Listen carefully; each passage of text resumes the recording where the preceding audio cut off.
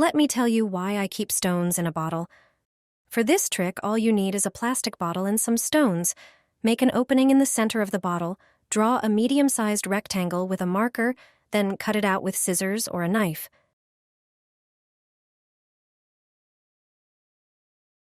Next, create a smaller hole at the back of the bottle. Heat a burner and carefully press it to the bottle to make the hole. Now, put some stones inside through the cutout opening, but don't overfill it to prevent them from falling out.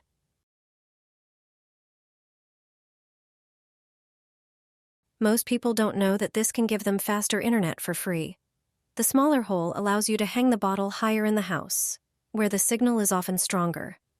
This trick is perfect for people living in rural areas or on the outskirts of town where the signal may be weaker. To enhance the effect, you can place your phone in the bottle when sharing its internet. The basalt and granite in the stones help improve the signal.